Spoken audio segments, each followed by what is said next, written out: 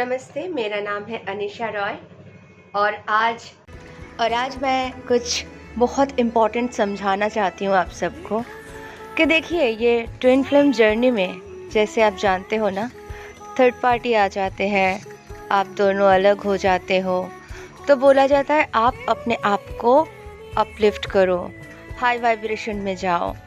वो चाहे किसके साथ भी हो, आपके अदर हाफ, आपके काउंटर पार्ट। आपको ध्यान मेडिटेशन इसलिए करना है कि वो जो पूरी तरीके से ब्लैक हो जाते हैं यानी डार्क हो जाते हैं, अदर एंटिटीज़ के प्रभाव में पड़ जाते हैं, उसी के जो अदर गर्लफ्रेंड्स होते हैं या जो थर्ड पार्टी होते हैं, जो आप ही के अंश हैं। इस सीरियल से मैंने बहुत कुछ सीखा था और बहुत छोटे छोटे चीज़ें बारीकी से समझ पाई थी। ठीक है, तो आप भी समझो, डार्क साइड, अदर एंटिटीज़ आपके डीएम को पूरी तरह से ब्लैक कर देते हैं और आप जब जागृत अवस्था में आते हो और अपने आप को तैयार करते हो यानी 5D में उनका हाथ पकड़ लेते हो, तो उनको आप बचाते हो, लाइट देते हो, फिर से वो जीने की उम्मीद वापस पाते हैं। अनजान रहते हैं वो भी, क्योंकि वो पूरे डार्क के कब्जे में होते हैं। ये समझना है, जब उनकी शादी थर्ड पार्टी से होती है, आप कुछ इससे रिलेट करो। आप भटक रहे होते हो, यानी आपके पैरों में अगर कांटा भी चुभ रहा है, यानी आपके दिल में तकलीफ़ हो रही है, दर्द हो रहा है, आप उस दर्द को लेके भटक रहे हो और वो किसी और से शादी कर रहे हैं, घर बसा रहे हैं, मजबूरी है, दर्द तो उनको भी है, सेम पीड़ा है, लेकिन कर्तव्य का पालन और कर्म बंधन से मुक्ति के लिए जो कॉन्ट्रैक्ट करके आए हैं उसे पूरा करने के लिए, कार्मिक बंधनों को हमेशा हमेशा के लिए ख़त्म करके अपने ही काउंटर पार्ट के साथ एक होने के लिए ये सारे स्टेप्स उनको लेना पड़ता है।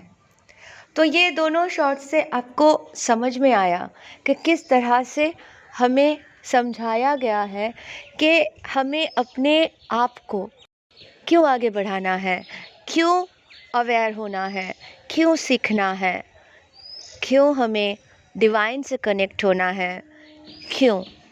तो आशा करती हूँ ये क्लियर है आप सबको।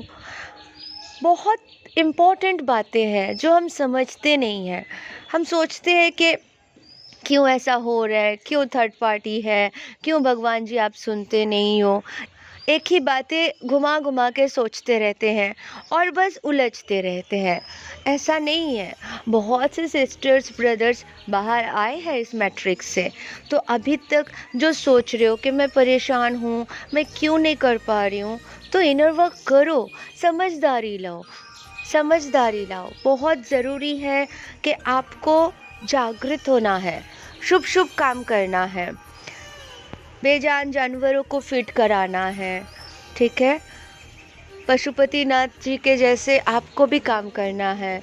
जो भी अच्छे काम हो सकते हैं, प्लांटेशन वगैरह करते रहना है, साथ में मेडिटेशन, ध्यान। आपके हार्ट चक्र ओपन हो जाते हैं तो आप तो डिवाइन से कनेक्ट हो ही जाते हो और सब कुछ समझ जाते हो। देखो, ये सब सखा का रचे हुए खेल है।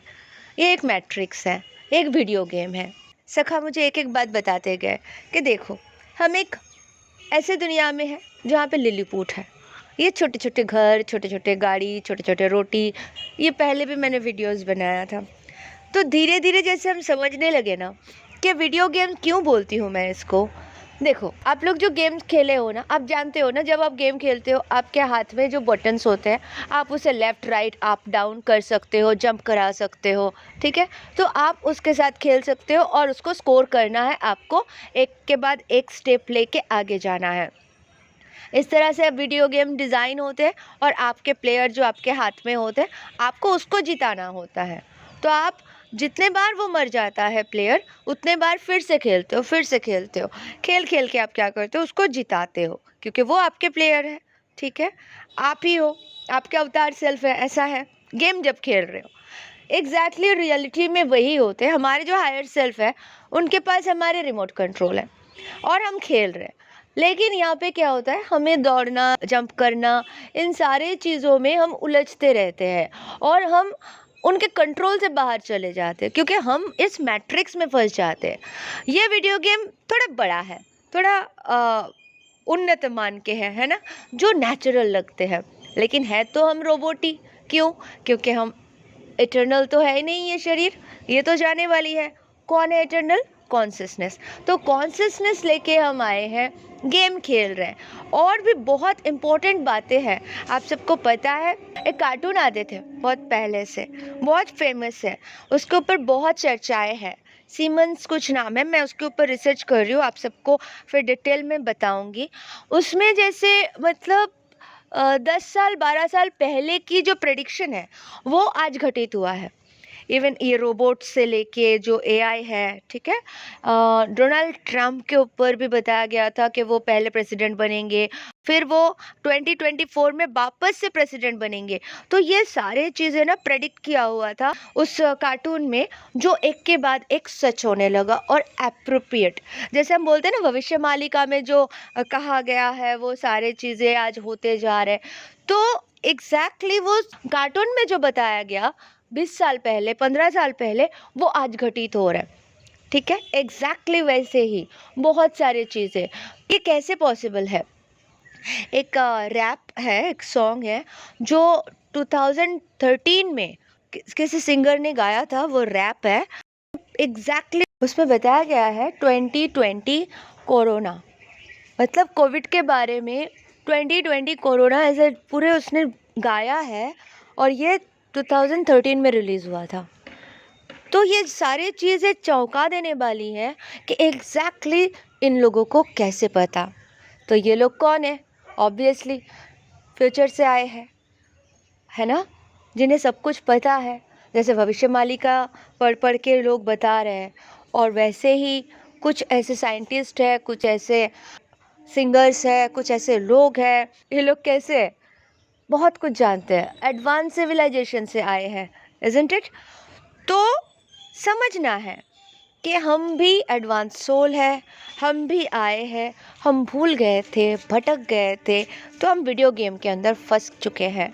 ये गेम छोटा सा है, ये सब जस्ट क्रिएशन है, क्रिएट किया हुआ है, कल जाके सब खत्म। मैट्रिक्स है, माया है, बाहर निकालो अपने आप को, सुधारो, समझो और आगे बढ़ो, क्योंकि इससे आगे बहुत बड़ी दुनिया है जो लोगों को पता नहीं है। वो भ्रम में जीते हैं, तो वो मैट्रिक्स में पूरी तरह से फंसे हुए हैं। इसे ना वीडियो गेम की तरह देख रहे हैं, ना माया की तरह देख रहे हैं, ना मैट्रिक्स की तरह देख रहे हैं। बस मेरे हस्बैंड को लेके गए, उसको डांटो, उसको पीटो, उसका प्रॉपर्टी ले लो, ये चोरी कर लो, ये खा लो, इतने में ही वो लोग अपने आप को फंसा के रखे हैं। नॉलेज नहीं है, आइडिया नहीं है, समझ नहीं है, समझना तक नहीं चाहते हैं, ठीक है, अनुभव नहीं है। और सबसे बड़ी बात है, डिवाइन ने उन्हें जगाया नहीं। कैसे जगाएंगे जो सो रहे हैं?